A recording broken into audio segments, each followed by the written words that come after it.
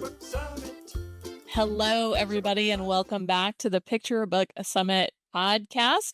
We are happy to welcome you in to our roundtable. I have the whole team with us today. Hello, ladies. Hello. Today is especially exciting. If you listened to our last episode, we revealed our 2026 speakers. And if you missed all of that, I will just wrap it up really quickly. Go listen to it because it's a little bit more in depth. But just so you know, our summit this year is on October 3rd. And this year's title is Oceans of Possibility, a deep dive into picture book craft. And that's exactly what we're aiming to bring you. Our superstar speakers are Derek Barnes, Deborah Underwood, and Brian Lees. And we are so excited about this lineup. And then rounding out our speakers, we will be doing 2 workshops with our 3 founders. We have Julie's going to be bringing us a workshop, and Emma and Katie are teaming up for one as well. So we just wanted to talk a little bit about those today and a little bit about why we wanted to bring them to you and why we think these are help you on your deep dive into craft. So first up, I'm going to talk about Julie's. I'm going to give you the description of Julie's workshop, which is hook, line, or stinker. Sorry, it's a great title. Thank you. And that title came from Emma. We want to make sure she gets credit for that because it's fantastic. We're a team. Right. Hook, line, or stinker. In today's crowded picture book market, your manuscripts need compelling hooks or entry points that reel in readers and agents or editors. In this session, we'll dive into different types of hooks, including subject, theme, character, experiences, concepts, and more. You'll learn how to identify kid-friendly hooks, layer them effectively, and avoid pitfalls like underdeveloped, unoriginal, or mismatched hooks.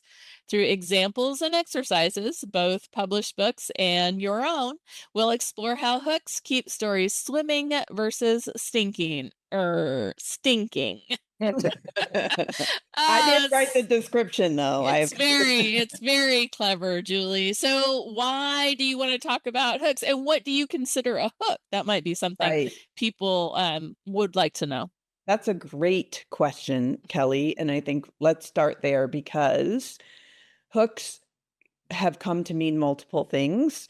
And what we mean by hooks in this workshop is a commercial hook that makes a reader want to pick up your book and or reread your book, because it's true that some hooks are more internal and some are external, meaning if you're looking for a book about dinosaurs, that's more of an external hook, right? But the way the wordplay in a book, for example, is also a hook, but you might not experience that fully until you've read it once or twice, and then that becomes a hook that makes people want to read it again. That is differentiated from other ways that hook is used, one of which is synonymous with a pitch for a query letter. Emma and I, who we co-created the Complete Picture Book Submission System, we stopped using hook as a synonym for pitch for this very reason, because they really are different things. Now, pitches will include hooks because that's part of what piques the agent or editor's interest in reading your manuscript, but they are 2 different things. And then another common way that people will use the word hooks is as an opening line. Like, do you have a hook in your first couple of pages? And that is accurate. I think opening lines are a hook. Titles can be a hook, but they're not the hook, right? So hopefully that's a clear as mud explanation of what hooks are. And you asked why hooks? Why did we decide this was a good topic right now? And the answer is truly because that's what agents and editors are looking for more than anything, is a way to sell the books by having multiple hooks for readers. I've talked to at least 3 agents this year who said They need be able to identify 3 hooks in a book before they would even consider approaching editors with it on submission. Wow.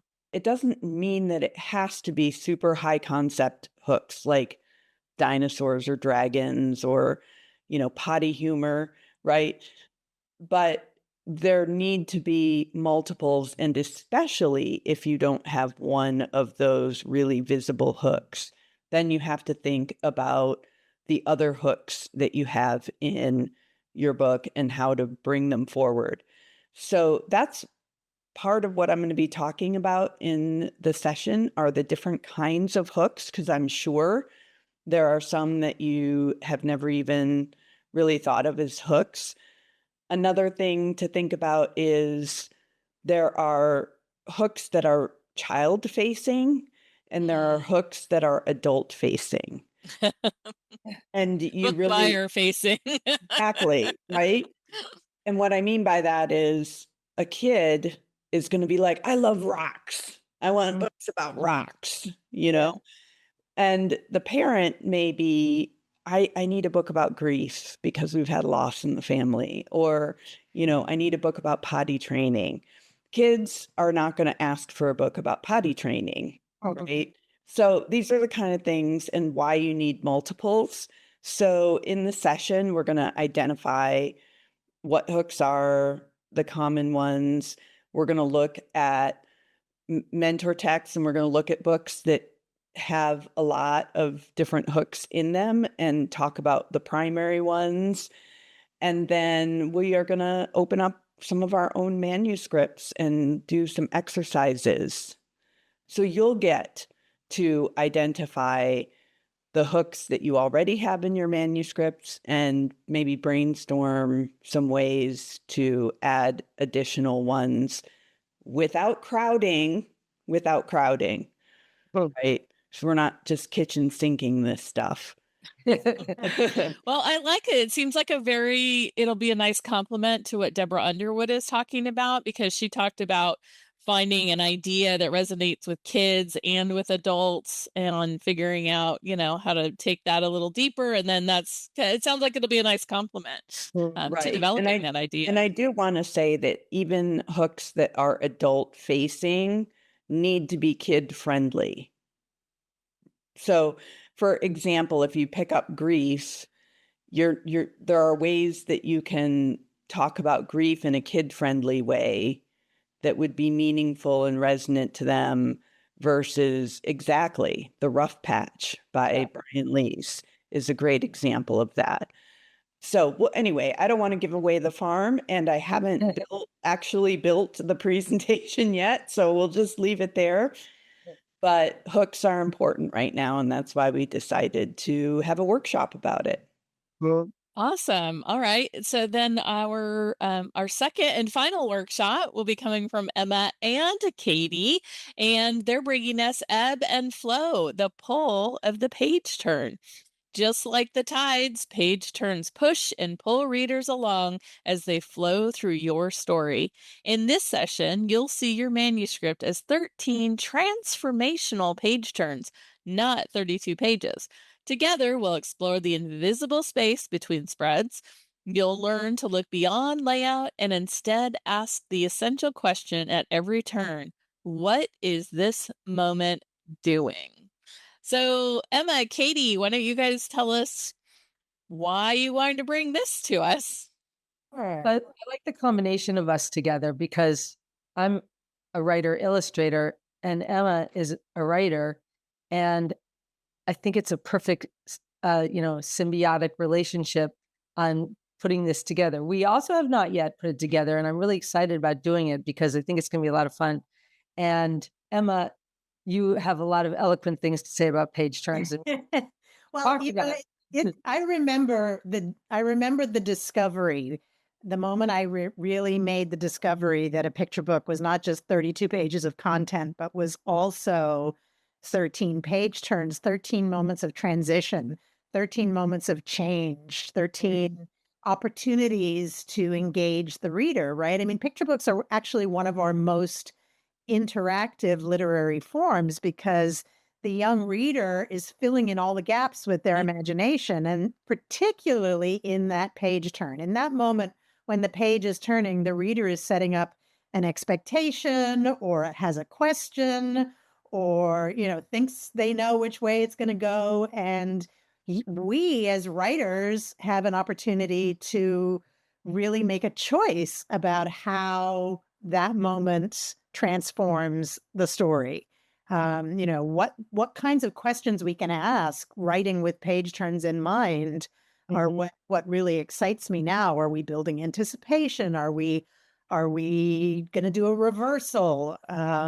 Is this a moment where the emotional world of the story flips around? Is it a leap in time, a passage in time, or like a theatrical scene change? I come from a theater background, and I often think of the page turn as, a scene change of the curtain wiping across, and we've got a whole new scene on the next page. So I think page turns are really exciting, and I'm really looking forward to exploring what the potential is of that invisible space between And the fact that you call it physical space is accurate, because a lot of people, when they're writing, they don't realize it. You are physically turning the page, and that creates a pace, and it creates, as you said, an opportunity. So I always think of the page turn as the setup, like in a joke, and then you turn it, and that's where your line lands. And it could either be, when I say a joke, I don't mean necessarily a funny joke, but you're creating a setting, and then the result of the setting, what's happened next. Or another way to put it is, it's a sentence, and you turn the page, and that's the period. It's a partnership, really. And I have so much fun when I'm doing my own books, when I lay them out and make a storyboard. I actually if you're watching on the video, you can see me like trying to speak with my hands. When I read my manuscript out loud, I am actually turning a page physically with my hand, even though I'm reading my manuscript either printed out or, in Word, and I'm saying, and then he turned the corner, and I'll flip my hand over. And then, so before I even make a dummy, and I'll make a dummy even if I don't think I'm going to be illustrating something that I've written. So there's a lot to page turns, and it's so much more. I think we're going to discover stuff that we learn. Yeah. I right? just got 2 tidbits just from listening to you right now that I hadn't Really? thought of before. Yeah. First of all, I don't know that I've thought about a book in 13 page turns, and it would be interesting to outline that way, even though I'm a pantser, right? Like that might be a low key way for me to enter into outlining is to just think about the moments. So that's one tidbit. And the second one was Katie doing this. It's such a simple thing, turning the hand, like when you're reading your manuscript, making that motion where you think the page turn is going to go, even before you do a dummy. Because for me, I often don't do that dummy or pagination or whatever you want to call it for myself until I feel like I'm pretty set on where the story is, because then, once you've got it and you move things around, it's kind of a pain, and I'm lazy. So doing this, moving your hand like that is a great lazy man's way. Exactly. It's like, it's a way to do it without committing, but you can still get the feeling of it. So right away, like, I'm like, oh, I've already learned just from listening to you talk about Right. And, what you're I going to can talk about. imagine, I can practically hear some of our listeners saying, "But wait, I thought layout was the job of the editor and the art director and the illustrator, and like why I'm not allowed to think about page turns. That comes in the publication process."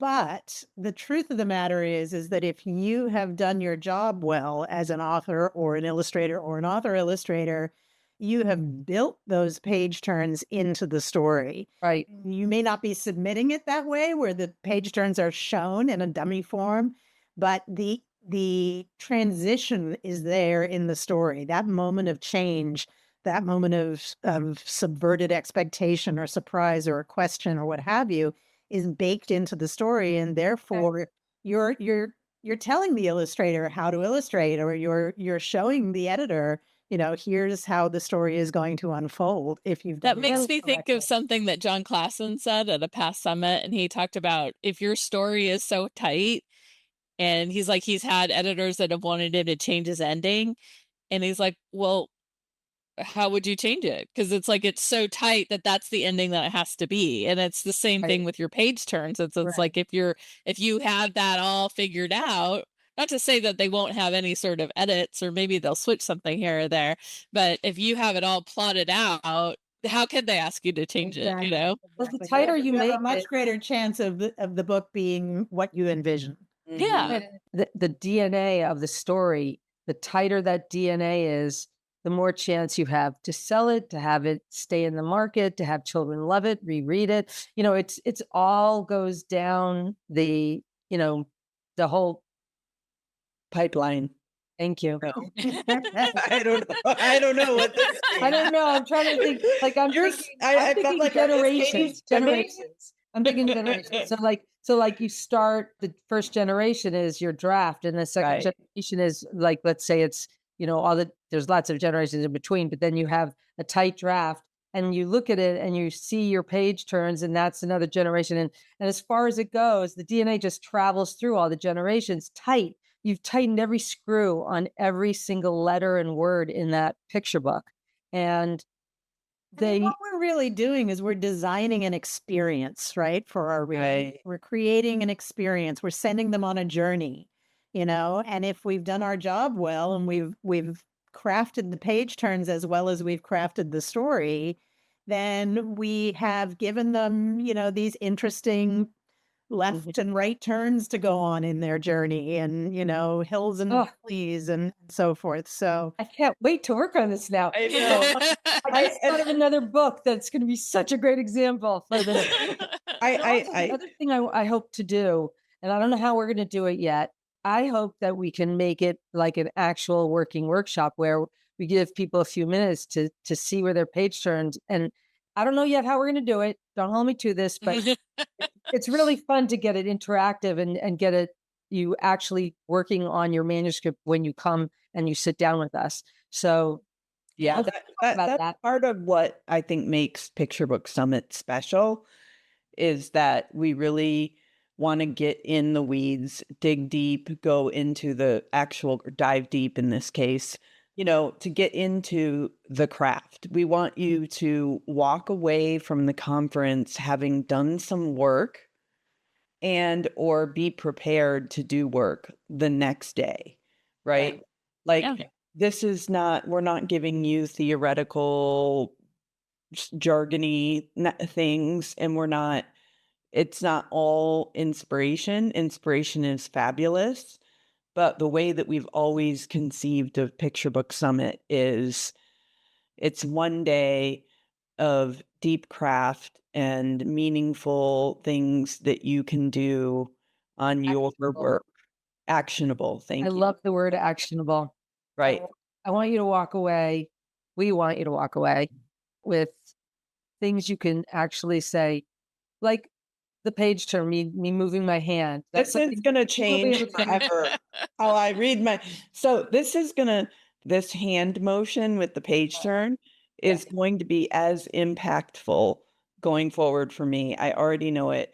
As I love that. As Emma having said, however many years ago, you need to read books 10 times in a row before you decide that, and I do that. And not only do I out loud, right. And so now I'm going to add this into it as I'm reading aloud. And be sure to switch arms so both of your arms get an equal workout when you're Right. reading it out loud Right. 10 times. Yeah. But I do that, and when I do that, I record it into my voice memos, and then I listen to it 10 Smart. times. That's very smart. Because when you're hearing it, when you're speaking it, it's different than when you're hearing it. You're patting your to it. tummy and rubbing your head or Right. whatever. So anyway, this whole hand motion is going to be Great. yeah. Part of your So- toolbox. But you still need to come to Picture Book Summit because we've got lots more. Lots more. Yeah. Yeah, this is just Good two of the idea. presentations that day. Remember, we'll be getting keynotes from Derek Barnes, Deborah Underwood, and Brian Lees, and we've charged each of them with giving you takeaways and actionable things that you can do Yes. right away. So this really is a deep craft. Again, as Julie said, we want you to be inspired and motivated when you leave, but we also want you to have the tools to work on your manuscripts right away. Like, oh, I learned that yesterday. I'm going to look at my manuscript today, and I can inject that in there. So we You'll be absolutely. hearing from agents and editors and Yes. opportunities. It's a rich day. It's a Yeah. Yes, we will have panels of agents and editors, and we're actually going to talk about that a little on the 12 by 12 Picture Book podcast. So be sure to check out the 12 by 12 Picture Book podcast and look for our crossover episode over there. We're always excited to support Julie and to get the word out in the different areas. So Think of it like thank you guys all for That podcast, I think Kelly the froze. Jetsons going where, Katie? to see the Flintstones. Oh, right. Oh, yes. Yeah, exactly. So, as you mentioned, the Jetsons are coming to visit the Flintstones. 12 by 12 Picture Book podcast being the Flintstones. I'm going to say. And that will be episode number 24. So when you get a chance, head on over to 12by12challenge.com/podcast. And then register for Picture Book Summit at picturebooksummit.com. We'll have all the information about the agents and editors that we're featuring there as well. And if you register before August 27th, you can get $100 off during our early bird registration. So take advantage of that. And we look forward to seeing you on October 3rd at Picture Book Summit. Bye, everybody. Bye.